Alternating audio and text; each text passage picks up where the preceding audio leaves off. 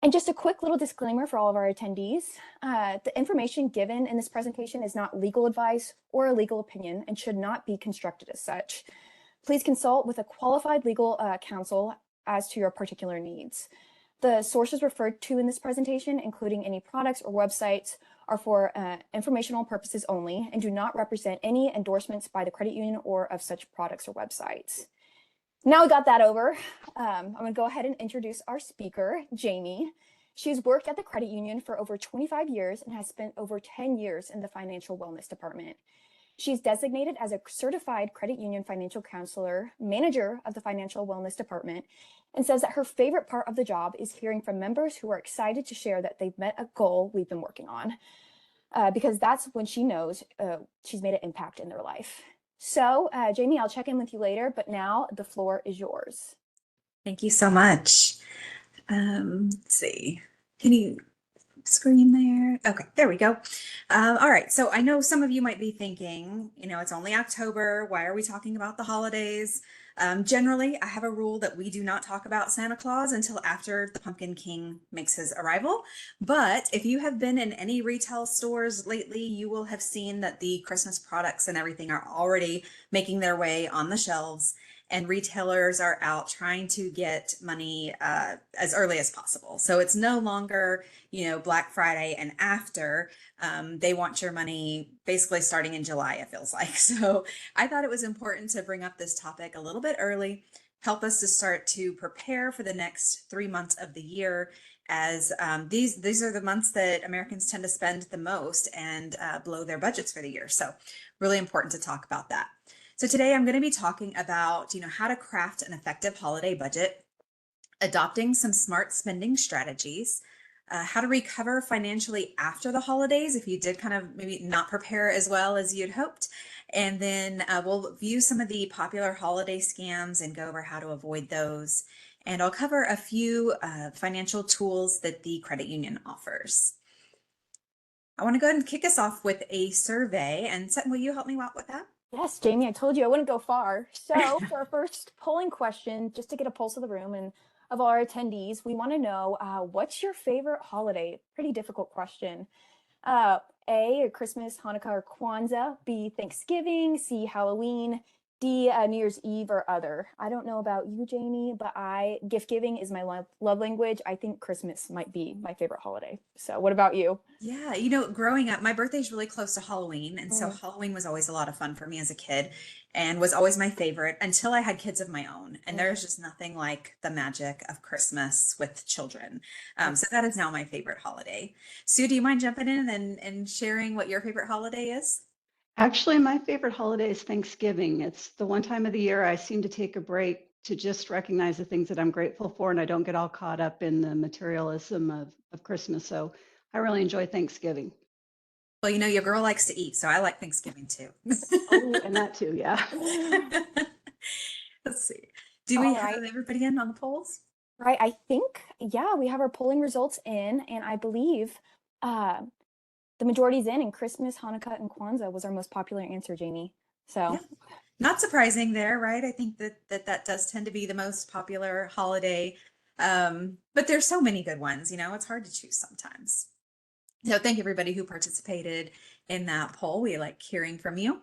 So let's talk about crafting an effective holiday budget. And this really goes for whatever holiday you like celebrating, even if you selected, 4th of July is you're maybe spending money on fireworks and barbecue and families and all of that stuff. So it's not just the gift giving holidays, but this can really apply to any holiday. But the first thing that you want to do when you are planning a holiday budget is making a list. I say Santa makes a list, so should you, right? You want to make a list of everyone you plan to purchase gifts for and set a spending limit. And make sure you're sticking to that limit. Use that list when you are going out shopping and stick to that. Don't feel like you have to keep up with literally everybody that you know and trying to buy a gift, or you have that neighbor that you see once a year that happens to bring you something or send you a Christmas card, and then all of a sudden you feel like you have to go and buy for them. Make sure that you're sticking to your spending limit and the list of people that you plan for.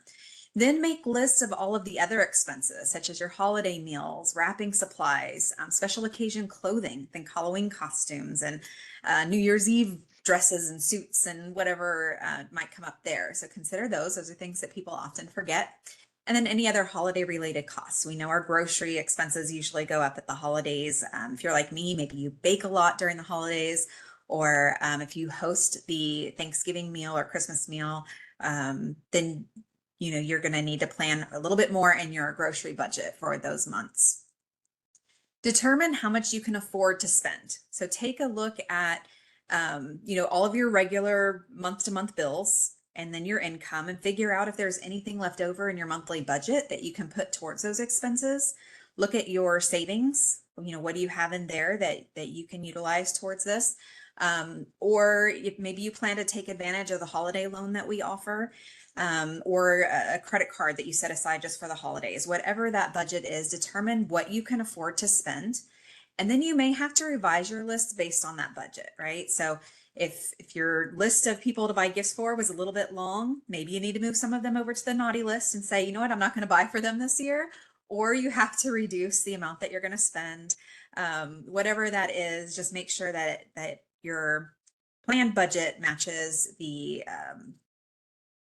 savings and resources that you have.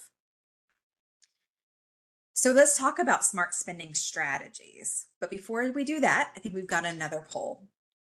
All right, Jamie, for our second polling questions, and to get a pulse of the room, what do you find yourself spending the most on during the holidays? Would it be A, gifts, B, decorations, C, holiday activities or trips, or D, myself? Jamie, what do you think? What's your answer to this one? Oh, you know what? I have teenage boys, and teenagers are really expensive with the gifts that they want now. Teenagers, the gifts that they like aren't cheap. So I probably spend the most on gifts, followed up closely with, I don't know, it might be a tie between decorations and myself, if I'm honest. It's really hard to avoid those sales. Yeah. How about you, Olive? Anybody else? I love decorations too, and the cozy house is the best feeling ever, maybe better than the gifts. So I don't know. What about you, Sue? It would be gifts. I've got 27-year-old twins. They're very expensive, so definitely gifts. All right, I think we're good with the polling, and yeah, looks like a majority of our the attendees also said gifts is what they're spending the most on during the holiday season. Right. It looks like we maybe had a couple decorators as well. I see on there. So that's great. I think, decorations are so much fun, and it really just does add to the spirit of whatever holiday you're celebrating. So let's talk to those gift givers, right? So if like Sutton said, your love language is gift giving, it can be really easy to blow your budget just buying gifts, because you tend to see something that maybe you didn't plan for, but it reminds you of somebody, and you're like, oh, I know so-and-so would love that. Let me just grab it, those impulse purchases. So really important to keep that list with you when you're going shopping. Keep in mind the budget that you have chosen, and, you shop accordingly. So like I said, set that budget, figure out what you can afford to spend on each person on your list, and then set expectations with your family, and maybe it's your coworkers as well, or anybody within your circle. If you're on a tight budget, or you just decide that you don't want to overspend this year, it's okay to say that, right? You can say it in a way that doesn't make you sound like a Grinch or a Scrooge, right? So you can just say like, hey, you know what? I've got a budget to stick with this year. And so I'm not going to be participating in Secret Santa in the office, or I'm not going to participate in, whatever it is. Setting expectations with your kids. You can tell your kids, hey, look, I want you guys to make a list of 4 of the top things that you really want to receive this year, and you need to keep them under $100 or $50 or $25, whatever that budget is, right? I have a friend who she uses a, what does she call it? It's something you want, something you need, something you wear, and something you read. And she started that with her kids from the time they were babies. And so that's the expectation that she has set for them. And that's all they expect. They know they're getting one thing that they want, something that they need, something that they're going to wear. Usually it's pajamas or something like that, and then something that they read. And so they are excited by that, and they know not to expect more. So I think when we set those expectations, it eliminates some of that disappointment from what we either perceive that people will have, or especially with our kids, what they might expect. I would say shop early. The sales are happening now, right? We've already seen Amazon Prime Day. We've seen Target have their day. And I don't think those are necessarily the last ones for the year, but we're seeing those sales happen earlier and earlier now. And you can also shop throughout the year. Nothing says you have to wait till the last few months of the year to start purchasing.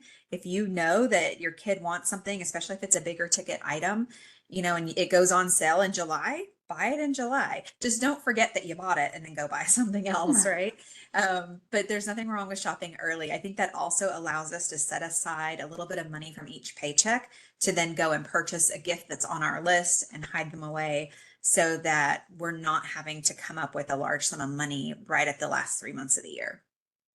Look for sales. Like I said, those sales are starting early every weekend. It seems like there's, somebody's having the biggest sale of the year, they say. So watch those and then comparison shop. So what I found is when Amazon Prime was having their Prime days, the other stores, so I would look up something that was kind of on my list. I would look it up on there and they had it for a certain price, but I would still go check Target and Walmart, or even just Google and see if any of the other stores were offering it at a better price. And for some they were. So I've had my eye on a certain coffee maker. And so I noticed where Amazon had it for 119, another store had it for 99, even though they didn't have like the advertised big sale going on. So make sure that you're comparison shopping even amongst those sale prices. Make DIY gifts. And for a long time, people thought that that meant that you were cheap if you DIY'd a gift, right? But I can tell you honestly, I have a cousin who just has a real talent for knitting. And she has made me a throw for my sofa, as well as a little shawl that has pockets. And I love it. Those are two of my absolute favorite gifts that I've received. Something that she made herself, and every time I use them I think about her. She's my favorite cousin, so don't tell the others I said that. But I absolutely love it because I know it came from her heart, and it's so cozy. So if you have a talent, maybe painting, knitting, crocheting, anything artistic, baking even, I think those gifts are so underrated, and people really do tend to value them. It does not make you cheap if you DIY gifts, so consider that. Starting a gift exchange would be the next point. So especially if you have a large family or a large group of coworkers, doing something like a Secret Santa or a white elephant type gift exchange can help save a lot of money. In my family, when we were younger on my dad's side, it was a really big family. And so we started doing that. Everybody at Thanksgiving would draw names, and that was your Secret Santa person. And then on Christmas Eve, we would meet and exchange the gifts. So you only had to buy gifts for one person.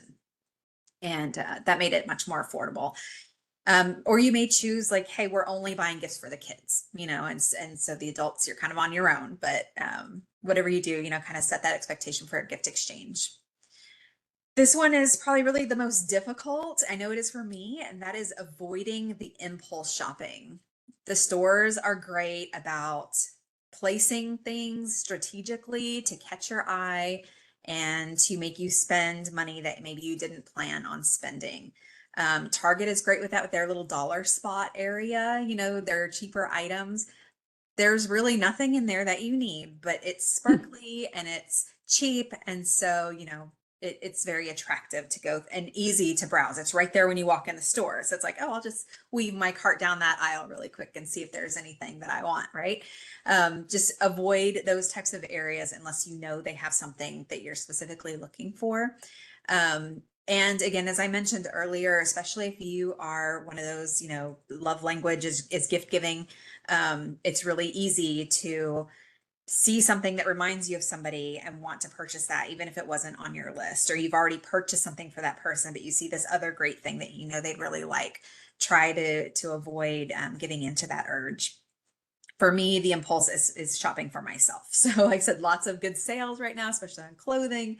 And so I just have to avoid those areas altogether unless I'm specifically trying to purchase clothing for somebody else.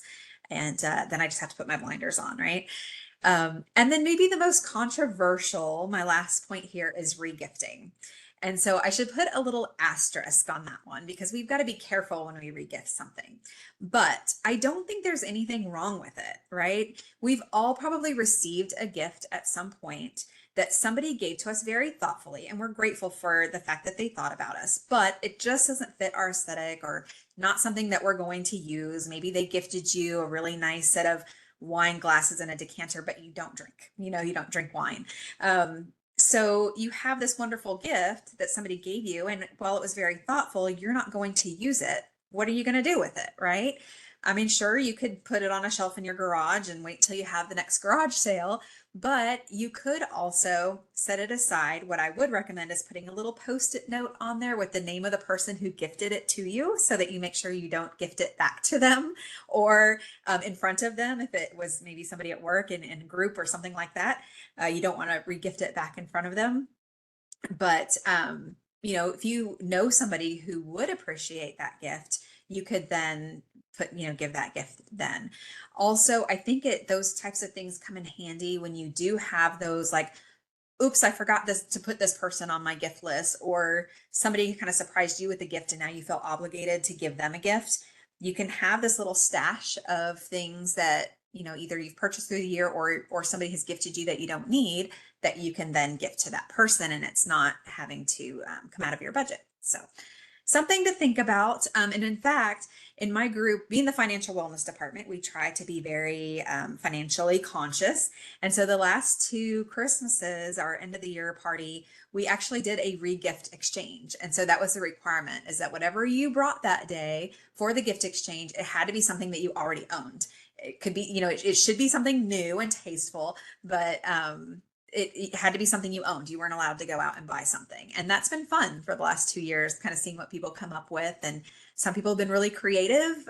There's been regifted gift cards and, just lots of different gifts, candles, new candles, not used ones, but lots of things like that people have received that they didn't necessarily need, but the rest of us really enjoyed. So it's something to think about. Now for my decorators, because it is really easy to blow the budget on decorations, right? Especially if you're on social media, if you follow, TikTok or Pinterest or any of those kinds of things, you'll see the beautifully decorated homes and you want that same cozy feeling in your home. And so, I know I like to decorate every year, starting at Halloween, and then I transition into kind of generic fall before I transition to my Christmas decorations. And those costs can add up really fast, right? That stuff can get expensive. And so the first thing that you need to do when thinking about decorating for any holiday is to pull out what you already have and what can you use. You fell in love with it at some point, right? That's why you purchased it. Chances are you're still going to love it. You just have to remind yourself that you have it. And so pull out what you have and see what you can reuse before you go out to the store to look at the new decorations. Get creative and go DIY.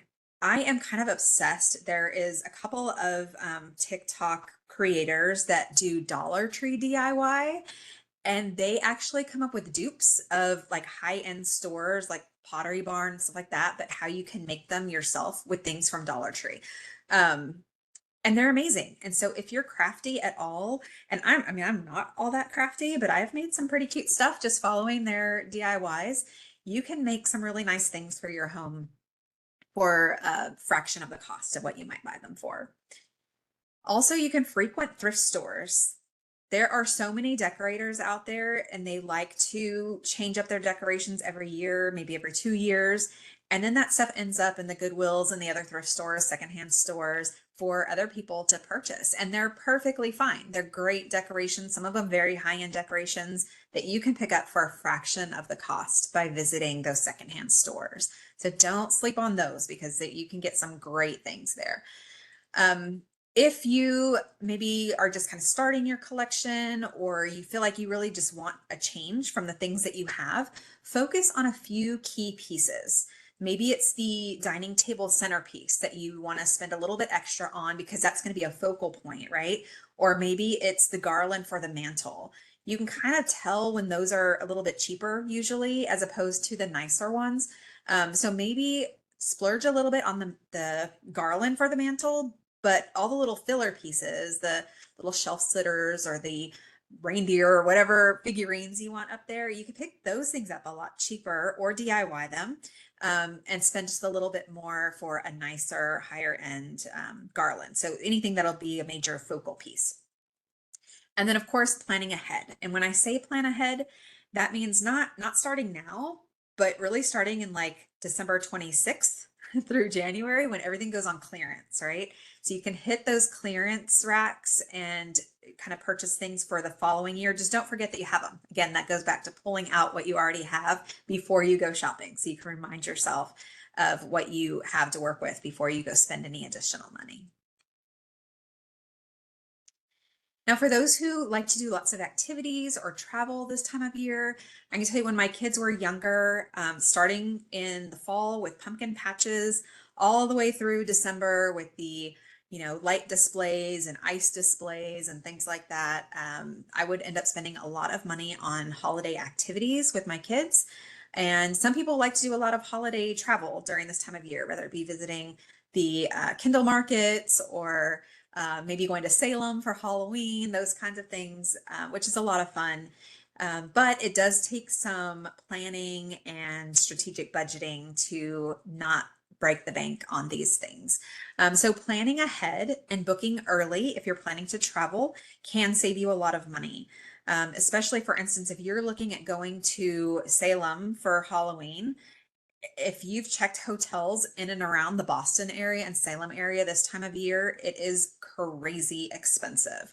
But about 2 years ago, a friend and I we actually went at the end of September, and we were able to save a ton of money. They were already putting out their Halloween decorations, but hotels were a lot cheaper. It was easier to get flights. I fly standby with Americans, so it was easier to get the flights by going in September, and it wasn't as crowded. So by planning ahead a little bit, booking a little early, I was flexible with the dates that we were able to go and saved a lot of money over going during, the Halloween month or through October. So also being flexible with dates when you think of activities. A lot of times if you can go middle of the week instead of on the weekends, kind of off those prime times, you can save a lot of money. The tickets are usually quite a bit cheaper by doing that. You can look for package deals. Sometimes you can get deals on airfare and hotel together, or if you're staying at a hotel, they may have certain activities that are included. I know here in Grapevine, we have the Gaylord that goes all out for Christmas, and it's beautiful. And they have package deals where if you stay there, you also get the ice experience and gingerbread house making and all kinds of fun things for the kids as part of a package, and you can save some money that way.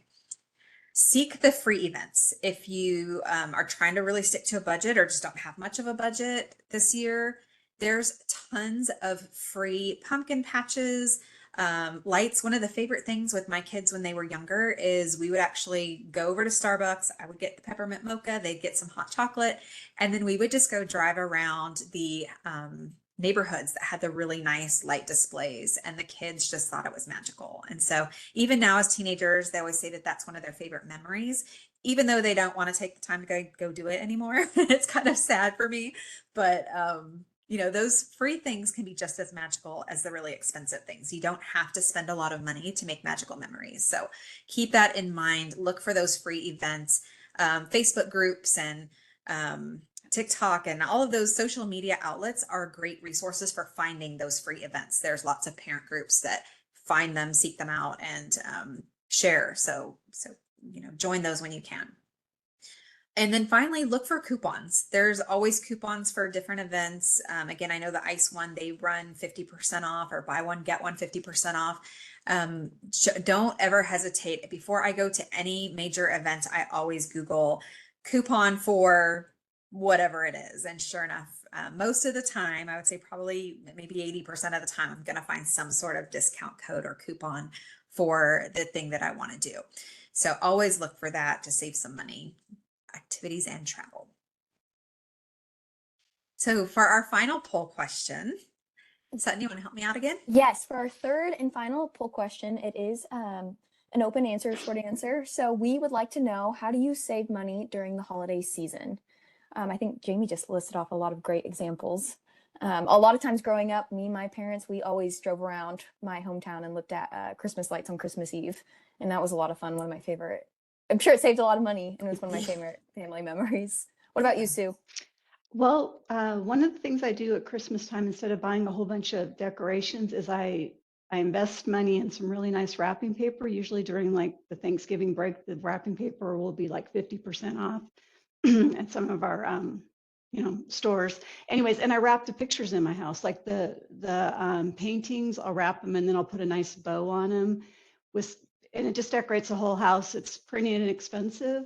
What I also have started to do, because as I said, I've got 27-year-old twins, I actually do a payroll deduction and just send some money straight to a Christmas account that I don't touch until it's time to go shopping. And I found that's alleviated a ton of stress. Even if you can only put $25 in a paycheck, just anything to keep you from building up that credit card debt during the holidays. So that's really helped me. Yeah, I think that's a great point, Sue. I also have a separate savings account. I used to call it my Christmas account. Now I just call it celebrations because Oh, I want it nice. to also include birthdays and any other gift giving opportunities that I have. And so for me, my budget's a little bit tight month to month. So I use like the tax returns and bonuses to kind of fund that at the beginning of the year. And then I let it sit there and accrue interest throughout the year Mm, and use it as I need, throughout. So that can be a great way if you don't perfect. have necessarily the monthly budget to put money aside, And I think when you label it like that, when you have a separate account, it makes it easier to kind of trick your mind, be like, oh, I can't use that money because it's for that specific purpose, right? As opposed Right. to just having it sitting in your general savings. Yeah. And hopefully it stops. I'm bad at the impulse buying at the end. I'm always like, did I get everybody enough stuff? Should I pick up one more thing? That's one thing I need to work on, just not getting wrapped up in that. Yeah, it's easy to do for sure. All right, do we have our audience responses? Yes, and I'll read this one since this one's a short answer. It's kind of weird. It's not going to share, but I can see it on my side. Someone says that they regift. So what we talked about earlier. Others say look for deals and coupons. Also, Dollar Tree and Five Below stores are a must. And someone said my family does Secret Santa. That way we only buy one gift. And I also take my kid to free holiday library events in the city. So Oh, that's a good idea. Yeah, I like that. Libraries are always doing stuff. it's Uh, great answers. Great, great. Thank you for sharing those. All right, I think this is also a great place to pause for questions if anybody has any yet. We've got a few more things to talk about, but do we have any questions from our audience at this point? No, I don't think so. Jamie, you're just a holiday expert. Thank you for covering all the topics and all dotting all your I's and striking your T's. So no questions yet. All right. Well, if anybody has some, please go ahead and put them in there. Feel free to interrupt me. We can pause at a different point, or we should have some time at the end to cover anything that we might have missed. Or if you just have more ideas that you want to share for how to save money or budget through the holidays, we'd love to hear from our audience. So let's talk about recovering financially after the holidays. You may have heard something called the January blues. Studies show that there tends to be a higher rate of depression in January. And that kind of comes from a couple of different things, right? For about 3 months, we've just been go, go, go with lots of holiday things going on. The decorations, cheery lights, cheery music, spending time with family and friends. And we've kind of been on this high for 3 months, right? And then January comes and we take down the lights and pack up all the pretty paper and we're not seeing our family and friends as much. We're kind of back into the real world. And on top of that, we're getting those first credit card statements or loan payments and things like that. And we're kind of slapped in the face with the reality of what we've done over the last 3 months. And so that can hit people kind of hard come January and even into February. And like so, we do see that higher rate of depression. And so one of the things that can help combat that, of course, if you follow the steps that I've already talked about and setting that budget and sticking to it and all that, hopefully you're not facing that part, at least the financial part of that, right? But if you find that you have overspent or even what you did plan to spend, but now you're having to face the payments of that. We want to figure out how to avoid that next year or how to deal with it into the new year. One of our most popular New Year's resolutions is usually get out of debt. And we have a presentation on that too that we usually do come January. So do pay attention to that if you find yourself in that situation. But the first thing that you really want to do come January or into February is to review your spending over the holidays. Figure out, did you stick to your budget? Did you go over budget? Is this the amount that you wanted to spend for the year? Is that sustainable? Is that what you want to do for the year ahead? Or do you need to adjust that for the next year? Reflect on your spending habits. If you're like Sue and I, and you've done those kind of impulse purchases, make a plan for how you're going to avoid those next year. Maybe it's doing the online shopping with the store pickup where they actually bring the items out to your car, and then you're avoiding going in and looking at the things that you don't need, right? So maybe it's something like that.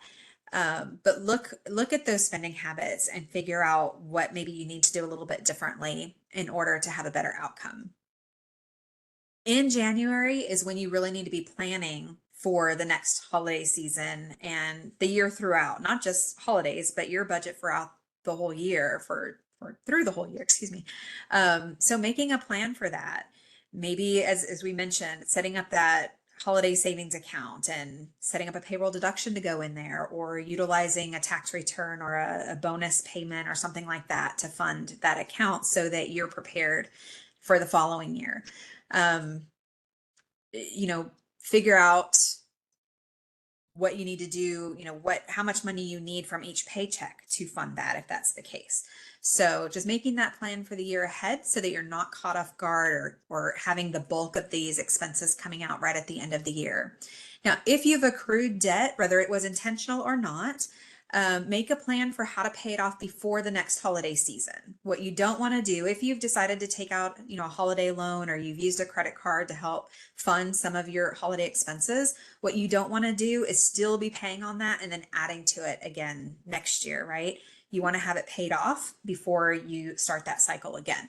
So figuring out, again, either a payroll deduction amount that you can set aside to get that paid off within, I would really don't set it for 12 months. I would set it for probably about 10 months so that it's done by the time the next season rolls around. And let's talk about avoiding holiday scams. This, unfortunately, is a time of year that people really take advantage of others because we tend to be in such a giving spirit. We tend to be more charitable with our giving. And unfortunately, there's bad people out there who know that, and they want to take advantage of people when they're in their most giving time. And so we definitely see an increase in all types of scams. Email and text phishing scams are really, really popular right now. I've actually already gotten several of those, like, you've got a package waiting that we can't deliver. Click on this link to set up delivery. Do not ever click on those links. If you are expecting a package from somewhere and you get a message like that you think might be legitimate, I would actually contact the company that you're expecting that package from. So if it's USPS or UPS or FedEx, contact them directly and give them a tracking number, or go check your email or whatever it is that may have that tracking number and match it. Do not click on links that come in email or text messages. Those types of links usually are designed to capture your personal information. Some of them can even take over your phone, get access to apps on your phone, can lead you into entering information that you don't want to give, personal information, banking information. So you definitely want to avoid that. We also see a higher number of charity scams. So you'll have, phone calls coming at you. You'll see people out on the street corners that are collecting for different things. We all see, the Santa Claus dressed outside of the retail stores. Now, Salvation Army is a legitimate thing. They're not a scam, but some people will pretend to be them in order to get your money. So make sure that you're verifying who you're giving that money to. If it's somebody that you haven't heard of before, or a company that you haven't heard of before, do a quick Google search and make sure that it's legitimate before you hand over any of your hard-earned money. Gift card scams, those not just around the holidays, but all throughout the year, we continue to see these. And basically, it's where people tell you that you owe a certain amount of money, or they want to give you a certain amount of money, but in order to get that, you have to go purchase these gift cards and read off the numbers, and then somehow they're going to add to your balance or something like that. And it sounds silly, but it's amazing how many people fall for it. And unfortunately, when you purchase those gift cards and then you give away those gift cards numbers, there's really no way to get that money back. It's from a gift card, it's spent, and there really is no recourse. So if somebody is telling you to go purchase gift cards, or that you have to purchase gift cards and then give them their numbers, that is, a huge red flag that you want to avoid. I kind of talked about the package delivery scams. You get those emails or text messages, but also think about the package delivery theft. This time of year, we all do a lot of online shopping and have gifts delivered to our home. If you are not home all of the time in order to receive those packages, you might want to consider either having them delivered to a different location where either somebody is home, or I know like Amazon has lockers at certain places where you can actually go and they'll deliver it to the locker and then you go and get it from that locker. Consider doing something like that, because, several years ago, the stores used to be pretty forgiving, or retailers used to be pretty forgiving about replacing the item if it was stolen, but now it's costing them so much money that they're really not doing that anymore. Once it's been verified that it was delivered to your address, whatever happens to it after that is on you, and most retailers are not replacing them anymore. So make sure that you have a secure location for your packages, or that you're going to be home at the time of delivery to avoid the theft. And then finally, this time of year, we start to see lots of online pop-up stores. And as I'm sure you all are aware, the algorithms and our phones listen to us. They pay attention to what we're searching, what we're looking at when we're shopping online. And you will start to get advertisements for those same things or similar items on your Facebook feed, your Instagram feeds, TikTok shop, all of those things. You're going to start to see those. And we start to see shops that we've never heard of or that aren't normally around. And many of them are legitimate. They're, individual small businesses that pop up usually around the holidays. They'll spend a little extra money for advertising to earn business during this time of year. But we also see a lot of stores that are not legitimate and will scam people out of their money. So I would do a little bit of research, do some Google reviews, read through some Google reviews and see if the store is legitimate, if anybody else has reported them, maybe Better Business Bureau. Just verify before you spend money at a store that's not familiar to you. I am all for supporting small business. I think that is wonderful. And I think we could probably do a lot more of that, but we do also want to be careful that we're supporting the right kind of business, right? And not people who are trying to scam us out of our money. So just being really careful and taking your time to research a little bit can save you a big headache later. Now, some ways that the credit union can help. We do have certified financial counselors available on staff that can help you, especially after the holidays and maybe you're trying to recover from overspending. It is a free service, or you can meet with a counselor. They can help you with creating a budget. Maybe it's the pre-holiday budget. You want to make sure that you're staying on track and you just want some accountability. We also help people with, repairing credit, analyzing those spending plans, kind of reconciling their accounts if they've overspent and maybe you've incurred some overdraft fees, things like that, and you're in that cycle. We can help you just try to get your account back on track. Debt reduction, develop and change spending and savings habits.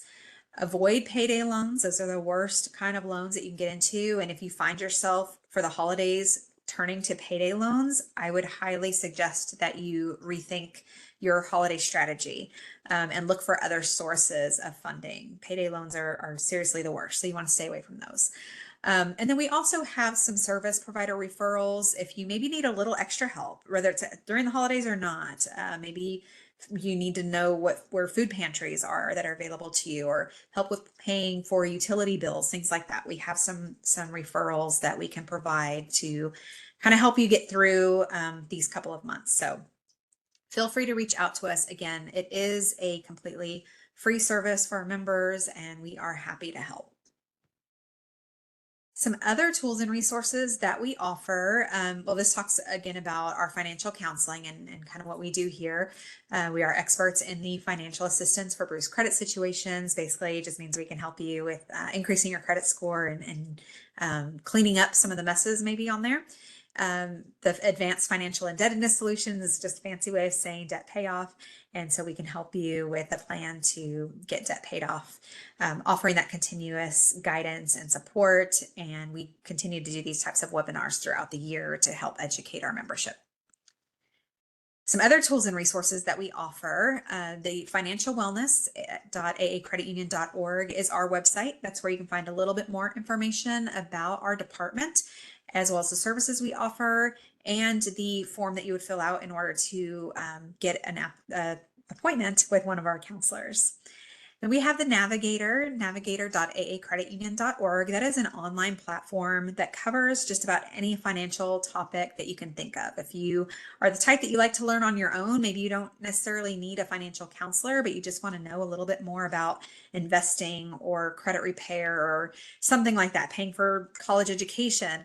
The Navigator covers all of those topics with a variety of ways to learn. So through reading, videos, some games, lots of different things that you can do, short, quick, easy to access. And then finally, we have our online banking app, which does include the credit score and report. Especially this time of year, I highly recommend that you keep an eye on your credit, your score, and your full report. Again, because scams are so prevalent this time of year, identity theft is also a big issue.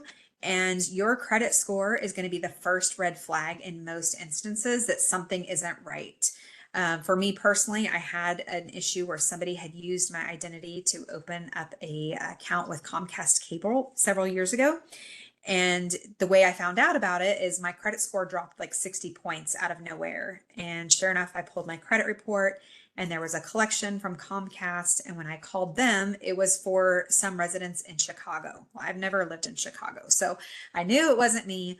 And I had to do some work to get that taken care of, including freezing my credit report to make sure they couldn't use my information for anything else. So utilizing that tool within your online banking app is so important. If you're not signed up for that, I highly recommend it.